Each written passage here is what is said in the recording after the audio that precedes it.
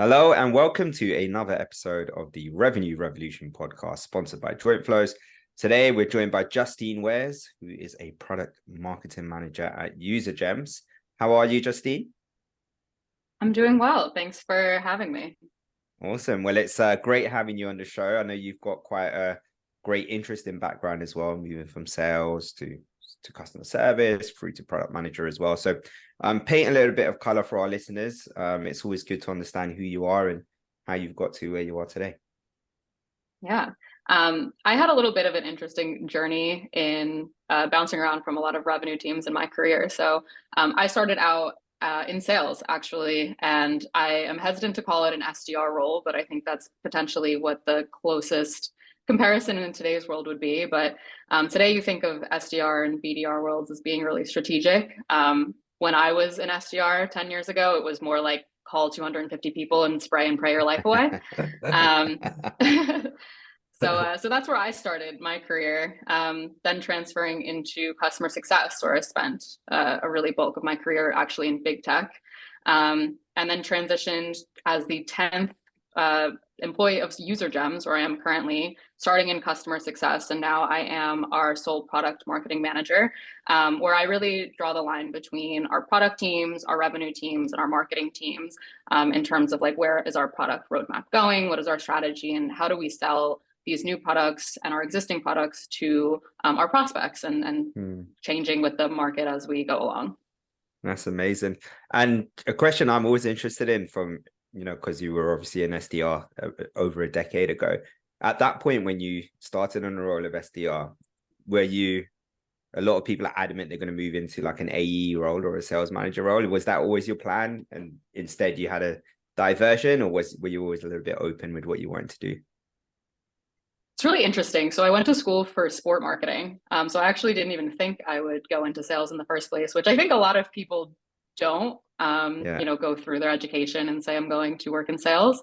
But that's how my career started. And I was really good at booking meetings. And then eventually I did move into an AE role. And I was hitting quota, but I wasn't like exceeding any types of limits. And what I really enjoyed most about those types of roles was the relationships that I was building with prospects. And the way that I sold was always relationship based, which is maybe why I was hitting my quota, but I wasn't really exceeding into these like crazy, deals, was because I wasn't very strategic and people bought from me because I was like likable and trustworthy, which drove me into customer success. So that was kind of how I transitioned from like a SDR and an AE role into customer success, is really finding something about that role that you love and then figuring out Yeah. what role can you do more of that in. Yeah. And then obviously you made the transition after a successful period in customer success into product manager as well. What drove that change? Yeah, so it's kind of the same. So when I had transitioned from sales to customer success, it was because I really loved relationship building and I wanted to do more of it. Then as I worked in customer success, I really loved working with our product teams in terms of like building new UIs, beta testing new products, rolling out these new products to like the wider org as a product expert in customer success. And I wanted to do more of that. So I had ended up finding the role of product marketing manager, which really toes the line between our engineering and product management teams and our go-to-market teams, and making sure that we're testing the products first with a beta group, and then also making sure that our new prospects or our existing customers are adopting these new products and features. It's the glue between the two parts of the business. Exactly. Uh, Hi, Justin. Thanks for being here. So, like, obviously, you're here with two co-founders of a tech company, and we are very involved on the product side, and we also have very limited knowledge on anything to do with marketing. So, where do you see what's the split in your role between a deep understanding of what the product does and then driving new features, driving ideas, versus how you market that through the salespeople or on the website? Yeah. So my role is really interesting when it has to do with new product. So I'm not only the voice of the market to our engineering team. So by voice of market, I mean speaking to our existing customers, speaking to our sales team, figuring out what prospects are asking for and what they want. but I'm also the voice of product to our market. And it's a really interesting line to go between. And so the way that I bring products to market has to be getting full buy-in from our sales and customer success teams to make sure that everyone's on the same page and everyone knows how to position these new features and products, and understanding why someone might want this and what problems this is actually solving for our key buyers, but also making it a feedback loop. So I'm not just launching new products and features because we think that this is what the market wants. Like, we need to make sure that our sales team is fully confident, like this is what the market needs, and I'm confident in selling this. So it's really important to have this like feedback loop with your sales and customer success teams. And it's really important for sales specifically to not feel like they don't get to have a voice in the product development and what's being brought to market. Yeah. And our audience is made of, we've got a lot of salespeople, individual contributors, and senior leadership on the new logo side specifically. And there's always a debate, at least from my experience, about how much should you involve product marketing, and is it more reactive or more proactive? So do you involve product marketing when you've got a gap about a set of functionalities you can't really explain well enough so that it sticks? Or do you involve product marketing in terms of kind of feature, looking into, okay, well, this is really where the product is taking us, and we've got a big problem here because we don't cover that specific use case? Yeah, I think you should always involve product marketing really early. And something that I work on often is interviewing. So basically what we'll do is we'll come up with a hypothesis like that. Like, is it, so right now specifically at UserGems, we are riding the AI wave, and we're trying to figure out like what types of AI or like machine learning can our product start to develop to fill different gaps in our ideal buyers' workflows. So our ideal buyers at UserGems is sales leaders, marketing leaders, and revenue operations leaders. So I speak to our existing customers and our prospects about like, what gaps right now are there in your workflows, or like, what does our product not do that you wish that it did? Compiling all of this information and bringing it back to our leadership team of being like, these are all of the things that we're seeing over and over and over again. But I'll also test some of these ideas of like, I want to build this new feature. And I'll have conversations about it, and I'll say like, hey, we're thinking about building this, or like, here's our first draft of this product. And someone might say like, oh, I have this product and it like does just the same thing, or like, I wouldn't pay for that, but it's cool. So like, knowing that before you get really deep in development is super important, because I think a lot of the times what happens is you start having like leadership teams or engineering teams building and building and building, but no one's actually asking for these things to get built. So then you end up with all of this surplus of like new features and new product, but you don't actually have any revenue to back it up because no one had asked if anyone actually even wants this. Yeah, absolutely. I think you make an interesting point there, and a good one as well is going to the horse's mouth, as it were, going to those customers first. I've been in instances, or I've seen instances where salespeople also want their opinions heard as well. They're the ones in the trenches, they're speaking to prospects, and they may have lost the deal. Oh, we would have won that deal if we had feature X or feature Y. Why can't we get feature X, feature Y? How much weight as part of that decision-making process do you put behind what the sales rep or the AEs are saying, and how do you manage that relationship and expectation as well? Yeah, it's a good question, and it's a reason why I started a program at UserGems called Voice of Customer, which is now more like Voice of Market and Customer, as we're kind of growing. And it's a place for our customers and our sales teams to be able to contribute like these exact things. Like, hey, I was talking to a prospect, it was worth X amount of dollars and they wanted this feature and we didn't win it. So the way that I always quantify like these types of asks is how much money did we either like lose out on or like churn if it was a customer, or how many times has this got brought up, and like what is the revenue impact of this, of not having this. So it really needs to tie back to some type of revenue goal or like time saved goal, which is ultimately money wasted on like, is this saving time? So those are the two ways that I measure this, like how much time is it saving or how much revenue are we losing from this? And then that's kind of how we prioritize what gets brought to our product management team. And then they will figure out like in terms of like where on the roadmap could this fit in, along with my input as well from the market of like, if I see this on the roadmap and I'm like continuously hearing this in the market, this is like an opportunity for us to then advocate for the sales team, but also advocate for our prospects to get this higher up on a priority list on our roadmap. That's awesome. And is there a specific framework or a threshold that you work towards when you're getting this feedback to say, okay, this feature request has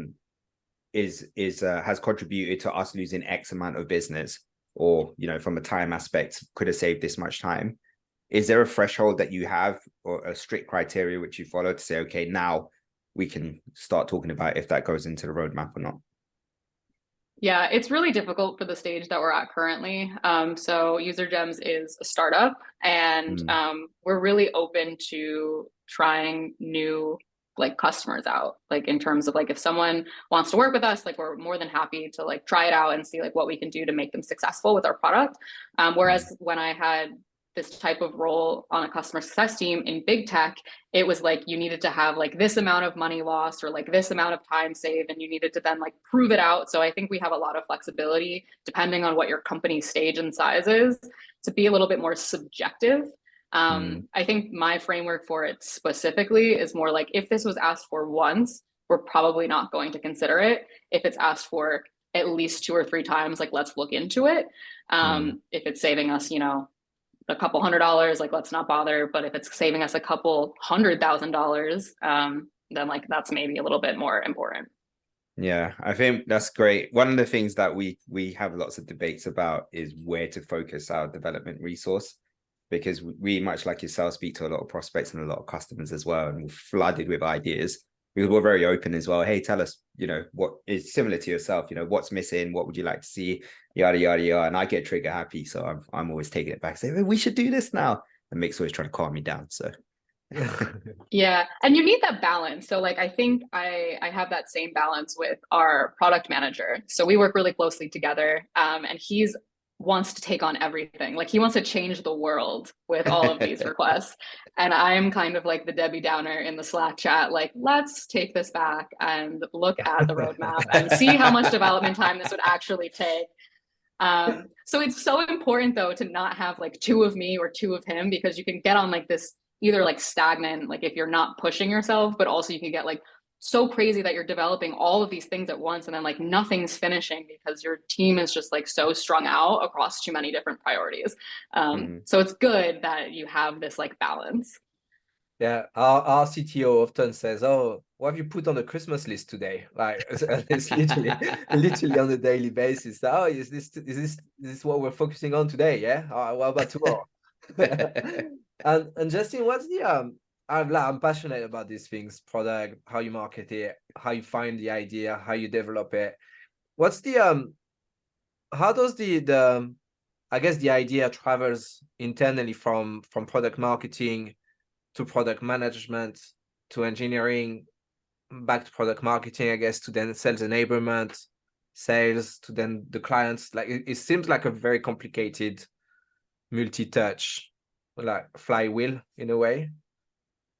Yeah, it is. And product marketing is really in the middle of it. So it kind of comes 2 ways. So it could come from like the market is saying this, and then this goes to product management, who then like prioritizes on the roadmap, to engineering, development, and then back through the PM to the product marketer, and then working really closely with our enablement teams and sales to make sure like not only do they know what this is, but they know how to position it or how to talk about this during sales calls.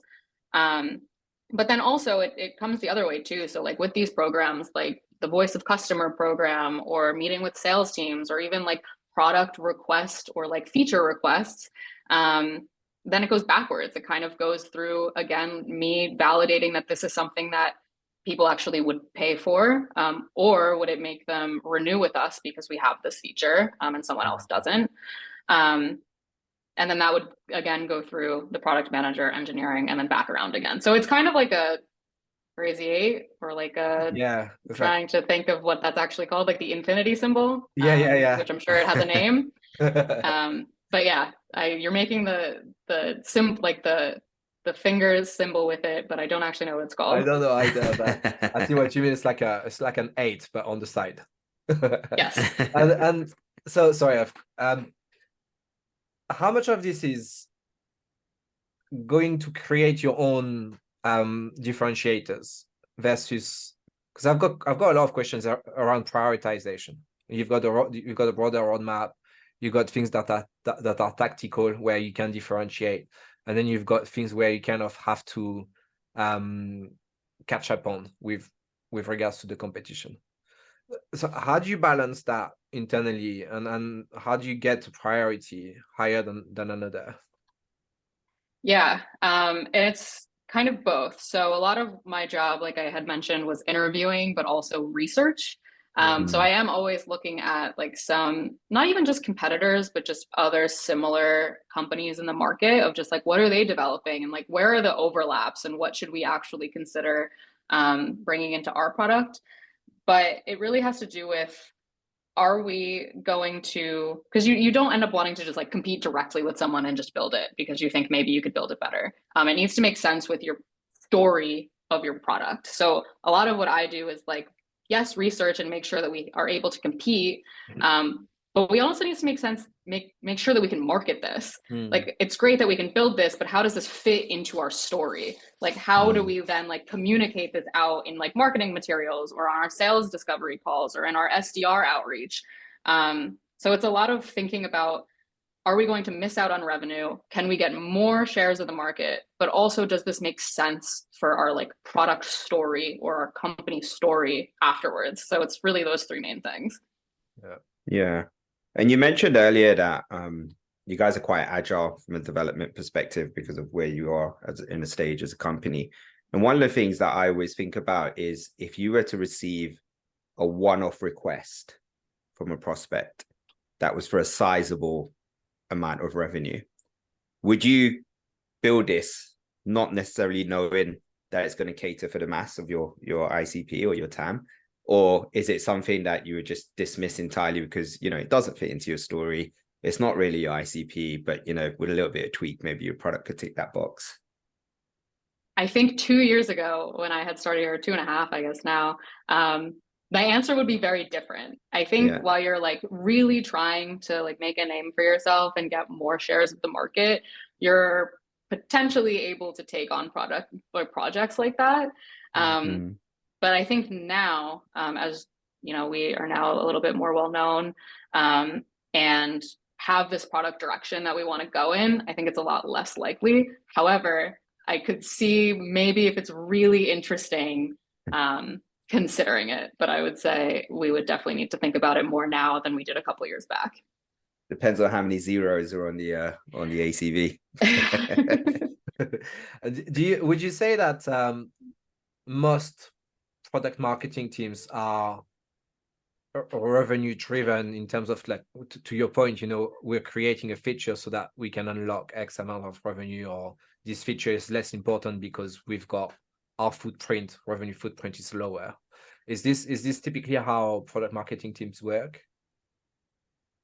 That's a great question. And the answer is it's so different everywhere. Like all of the PMM communities that I'm in, like some are tied to like revenue and some are tied to just like adoption metrics. And I think you're going to kind of try to find a metric that works for you depending on like what your company is doing and where product marketing sits in your company. So sometimes it rolls up completely under product.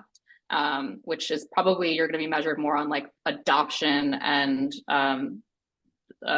people buying the product rather than like the revenue associated with it. Whereas if you tie up under marketing, it might be more like pipeline generated based on like the awareness that you're driving to this product. So the way that I am measured is kind of both. And I know that's a terrible like way to say it. But as we launch new features, I am then measured on like who came in to request a demo because they saw this like new product, new feature, like this ad, this LinkedIn campaign, or these videos. And how do you measure that? So difficult. You have to like hope and pray that someone writes that they saw this ad on their demo request form, or I have ticks set up in Laudable and in Gong that says like, if someone talks about this, like, please alert me so I can maybe keep track of this. But it's so hard to measure those types of things in a role like this, whereas like sales is a little bit more black and white. It's like, did you close a deal today? Whereas I'm like fighting for my life in like Gong transcripts to try to find someone who cared enough about this new feature to talk to us. So it's fun. But that's a big topic as well, because you're overlapping with so many, well, not overlapping, but you're feeding so many departments, from engineering to sales, enablement, but you're also feeding your own marketing team. So like, how do you make it to the website? So this is the new product, this is what we're going to speak about.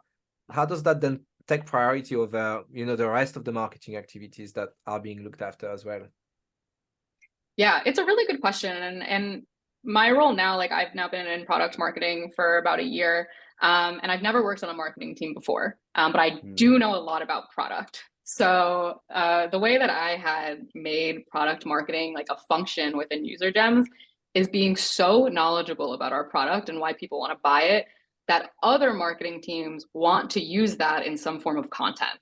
And I think that's really important for someone to get buy-in on like, oh, this is a whole new marketing channel for me. Like now I can build ads based on like new features or like these interviews that Justine is doing and like getting all of this feedback from our customer base. Like this is something I didn't have before, and I've now unlocked a new channel. So first, getting like that type of buy-in from your team is really important. And the way I work with our other marketing teams, like people who build content and our demand gen teams, I have a slot for like product related posts. So like I'm also helping you out because I'm also kind of writing some content for you at the same time, and maybe taking like a day off of your plate on LinkedIn because I'm launching a new feature. So I've created these posts for it. But it really needs to flow into their overall content and demand gen strategy. So having really good foundational relationships with them first as you're building out this product marketing function and giving them a what is in this for me, then you can start kind of having these takeovers of parts of their content that is strictly product marketing driven. Yeah. And product marketing seems like a nightmare from like an attribution perspective. Like, because you do so much for so many people and you're involved in so many different facets of the business. Like you were saying with sales, it's really easy if you wanted to drill down to see your ROI on the individual. You could do that quite straightforward. You know what to get paid, you know how much business they've closed, you understand your margins, yada, yada, yada. How do you measure the success of a product marketing department? Yeah, I think it has to do with, has there been an uptick in adoption? So like if we have launched a subject, like a feature that is kind of more of like a sub feature, like how many people are adopting this, and then how many people are staying with us and renewing, like did that increase? Like was launching these new features also driving our retention rates, because now we have these new better features for our customers to use. So that's one way. I think another way is the pipeline generated off of these different campaigns of launches, so product launches. But I think the main way, and kind of what I lean a lot on, is how valuable are you to your leadership team? So something with product marketing, it has to do a lot with research and a lot of interviewing, but making sure that this is taken seriously by your leadership team is super important. So I'm really lucky where our leadership team loves win-loss interviews. So I do a win-loss, like extensive interview and presentation to our leadership team every quarter. And if someone on one of our listeners doesn't know what win-loss is, I basically interview a bunch of people who went through our sales process, whether they bought us or didn't. And I have a theme, like, is it something about our product? Is it something about our sales discovery? Is it something about our pricing and packaging? And I dig in on this and then I present it to our team, which then ends up being one of the OKRs for like a lot of these departments in the next quarter or the quarter after. So something that we had uncovered earlier this year is that our pricing and packaging was a little bit confusing. So we've just launched this new pricing and packaging, but that took 3 quarters of our like leadership time and our sales team betaing it. And it's really impactful. And that's something that was drawn from one of my projects. So having these like big overarching projects that tie into your leadership's goals, making sure that you're able to like point this back to a project that you're working on and being impactful for your company overall, and not just for marketing or not just for sales or not just for engineering. Like making sure you're having a big impact is super important on like proving how valuable product marketing is to your org. Awesome. And I love the concept of a win-loss review, especially speaking to people who've gone through the process and have not signed with your company. I think is so important, but it's often a difficult thing to approach. So what's the approach you take? Like just taking it down to a really basic level. Is it you pick up the phone? Is it the AU who connects you? Or how do you actually get that into motion? Yeah, I love win-loss. And if your company's not doing this, definitely start it, or reach out to me if anyone ever wants to talk about win-loss. But I actually do it all internally and I do it all myself. So I have Salesforce reports that I pull and I interview people who have obviously bought our product, so that's a little bit easier. But then I interview anyone who made it like stage 3 or farther in our sales process and didn't end up buying. So the reason I do that is because sometimes if you end up on someone in an earlier stage, they're kind of more in like the educational phase and there's not necessarily like this robust knowledge and they don't really have enough feedback. So you want to pick like whatever your maybe mid stage would be. And then we use Outreach, and I sync them up into Outreach and I offer a gift card. We do $75, which as a fun fact performs better than 100. Nice. So it's better than 50, better than 100. 75 is where you want to go with an incentive if you're able. There you go. And yeah, you always pick a theme. So something that I have been doing is not just kind of being like, why'd you buy? What problems do you have? Like, what did you do instead? Like, figure out what the actual business problem is that quarter, and then shape all of your questions around that. And then use AI to help you divulge the data afterwards. But yeah, making sure that you have like all of this in a bite-sized piece for your leadership team, but also have clear action items at the end of it. So say like, with talking to all of these people, like I am now an expert on this problem, and here are my recommendations for you to consider on what should be important next quarter. Let's talk about it. And kind of having those like actionable recommendations rather than just like, here's a bunch of data, that's not going to be impactful for your leadership team. So making sure that you are now an expert on this and then having a recommendation is really important to making win-loss not like a swept under the rug thing that no one wants to listen to. And you're doing this consistently, like throughout the year? Yeah, we do this now every quarter since I started as a full-time product marketer here, this is now about a year in. It's been really great. Consistency pays off, whatever you do. That's true. I've got a few questions around data, because so the first question is, how much data is just anecdotal versus you start getting a trend and a pattern that you can then exploit? And the second question is, for the companies who can't capture enough data to start with, what's the best way to get started on creating a framework that both capture the data, but also good data that you can then use? Yeah, I think so. The first question is, how much data do you have that's just like anecdotal data versus like so statistical data? You spoke about doing win-loss interviews, and you may come across maybe 2 or 3 accounts that are sharing the same reason why they've lost, and maybe that's too little to make a judgment.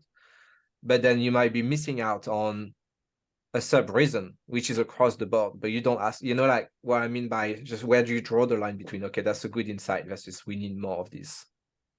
Yeah, it's really difficult to do because a lot of the times when you're hearing the same thing like that, that's not the real reason. So something that I have started to do when doing these types of interviewing is get really uncomfortable and but why does that matter? What does that mean to you? What does that mean to the business? Can you explain it to me one more time? Like, why does this actually matter to you? And then as you kind of start getting into the why, it starts becoming this different problem. So at one point, it's something like in UserGems case, like I wanted to track my buyers for job changes. But then after asking why that is important multiple times, it ends up being like we aren't hitting our pipeline numbers because we don't have enough warm leads for our SDRs. And that is a problem. Like that there is the problem that we can solve. The problem that we solve for you isn't that we track your buyers for job changes. So getting really uncomfortable with these is really important. And then hopefully you won't have these like, oh, like one or two people said this, but then like other people said this, like keep digging in on why. And then you'll start to get these more common answers and like have more of them to go off of. Who taught you, sorry, and then we can go to the question about how do you set up the framework to capture the data to start with, but you obviously have a very particular background where you've been exposed to clients, you've been in a new logo role, like doing the awkward calls and getting people from completely cold on the pipeline. So I would assume you've got a certain comfort in speaking with strangers and getting, to these conversations really quickly. But who taught you that? I mean, how do you learn these things if you're perhaps coming from the product side where you're less exposed to external stakeholders, or from the digital marketing side where you look at spreadsheets and data more than you actually speak to the end users? Yeah.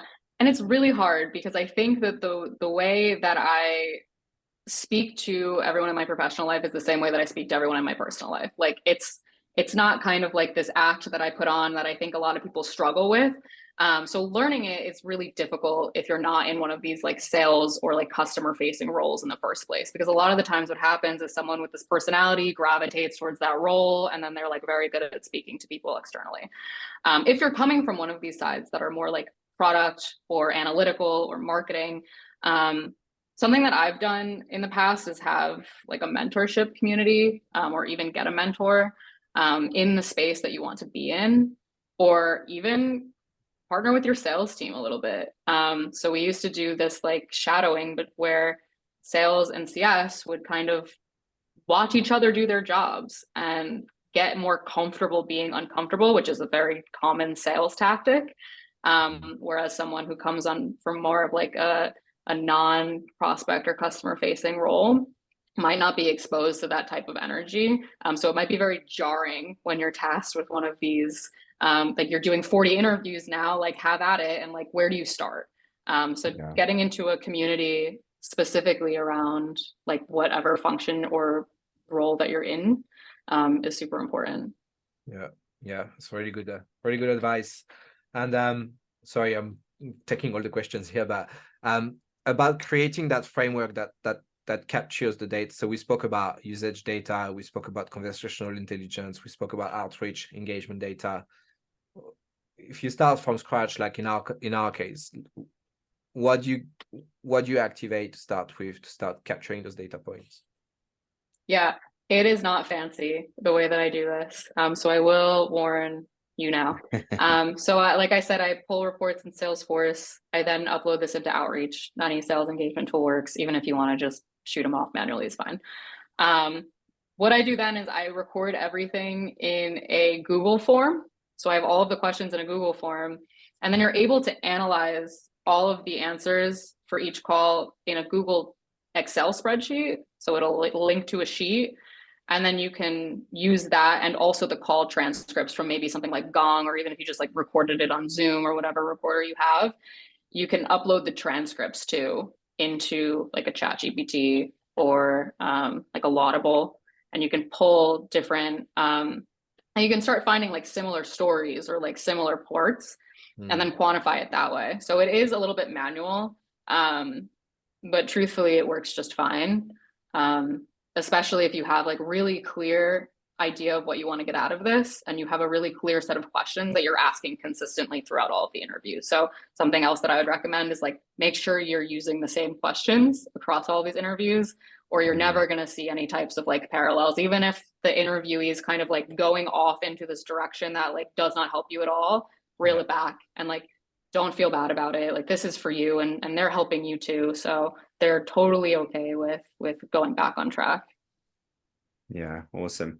And we probably have some listeners who might potentially want to move into product marketing as well. It's such an important role, especially now. What would you say was the biggest surprise for you, or maybe the biggest learning curve that you experienced when you move into the role? Something you didn't think would happen that did? Yeah. Something that I have never really done before is create marketing content in a way that like LinkedIn posts or like one pagers or newsletters. And it sounds so easy. You're like, oh, I'll slap together a newsletter. And then like one person reads it and they're like, this is so jargony and means nothing to anyone that will ever read this. So I think like something that I've always been really good at is understanding products and how they work and explaining them face to face to somebody or showing them how they work. But if you try to get me to explain it in like a LinkedIn post, I'm like explaining machine learning to someone who's in first grade. And it's really difficult, I think, to understand how to take all of this like expertise that you have and write compelling content with it. So any type of practice that you can get with that, whether it's like writing on your own LinkedIn and starting to tell stories that are engaging, or like having a like even small newsletter if you're like in a sales org, like talk about something that you did that week that was really helpful and break it down really simply for your team to follow. And those types of like exercises will then make it a lot easier when you're having to communicate these types of things to a broader audience. Yeah. And I know, you know, at the moment, everybody's trying to build their own personal brand as well, especially on LinkedIn. So you're probably seeing people post daily at the moment. What would you say is like a recommended framework for these posts? Because I try to post a lot on LinkedIn, but to be honest with you, sometimes I'm like, don't really know what to post about today. And so, you know, it's a lot more harder than I thought it would be. Yeah, I think it's so hard because what the LinkedIn gurus tell you to do is post like once or twice a day. But then you end up with this content that like no one cares about if you're like really trying to post. So something that I've been told in the past is post when you feel like you have something valuable to tell the world. Otherwise, don't. Which I know is kind of hard when you're trying to build a LinkedIn presence. So I think like once or twice a week is also fine. The way that we do just like, if that's your personal brand, the way we do our product posts is normally once a week. So if you're looking for any guidance on that, having like one day a week that's dedicated to product, we do it once a week. Awesome. Well, I think we're just about out of time, but it's been great having you on. Very, very valuable content for our listeners. I really appreciate you making the time. We do have a wrap-up question, which we ask all of our guests, which is throughout your whole career to date, what is your best memory and why? Yeah. That's a really great question, specifically because I have loved working in big tech. And I always think that like all of my most cherished memories are there. But I think my mindset's changing a little bit. And I think it was meeting the UserGems team of what it was for the first time in Mexico in March of 2022. I was, again, the 10th employee. At this point, I think we were maybe 20 people when we all went to Mexico. And it was just so fun to get completely out of your comfort zone, but meet these people who are in this startup with you, really passionate about what you're building together, and then having a really clear mindset together on what you want the startup to be. I think that was probably my favorite memory. Awesome. Great memory. Well, look, thank you so much for joining us once again. It's been very, very valuable content. So really appreciate you making the time. This has been the Revenue Revolution podcast sponsored by Joint Flows. Until next time. Thank you. Bye-bye. Thank you.